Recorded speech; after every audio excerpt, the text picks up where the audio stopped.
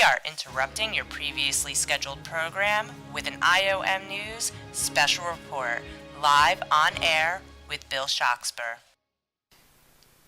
Good evening. This is Bill Shoxper with your nightly news.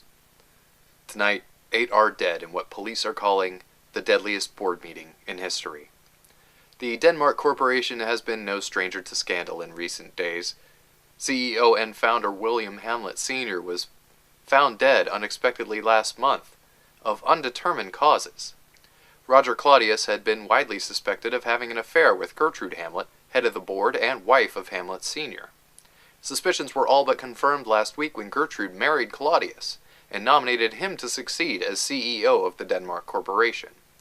Claudius's contentious appointment as the new CEO drew sharp criticism from many, but none so vocal as Hamlet Jr. The death of his father appeared to unhinge the promising young man.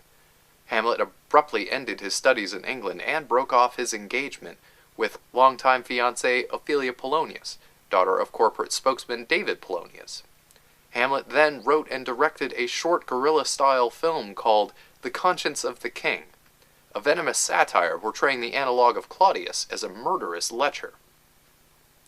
Denmark Corporation spokesman Polonius dismissed the film's accusations as bitter propaganda from a sick, grief-stricken child, but critics and officials took notice. Federal officials under Special Agent Fortinbras moved to reopen the investigation into Hamlet Sr.'s death. Yesterday, an argument in a private meeting between Hamlet and Gertrude got so violent that Polonius charged the room to subdue Hamlet. Polonius was killed, a victim of what was called a psychotic reaction to Hamlet's paranoid delusion. Police ruled the death an accident and moved to commit Hamlet into psychiatric care. Laertes Polonius then vowed revenge and publicly challenged Hamlet to a duel. Later that evening, Ophelia Polonius was found dead, drowned in the fountain with a toxic combination of pharmaceuticals and alcohol in her system. We now know that Claudius had employed assassins to attempt to kill Hamlet while being transported into psychiatric care. His attempt backfired in a case of mistaken identity, when junior executives Rosencrantz and Guildenstern were killed in the car that was supposed to have been driving Hamlet. Hamlet was released from psychiatric care with the help of legal wrangling by Robert Horatio, and the two men returned together to Denmark Corporation headquarters to confront Claudius. What followed was described by a deeply shaken Horatio as casual slaughter. When Hamlet arrived, a savage fight immediately broke out between Hamlet and Laertes.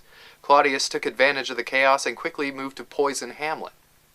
Claudius's scheme backfired again, and the poison cup intended for Hamlet claimed the life of Gertrude instead, and then Laertes.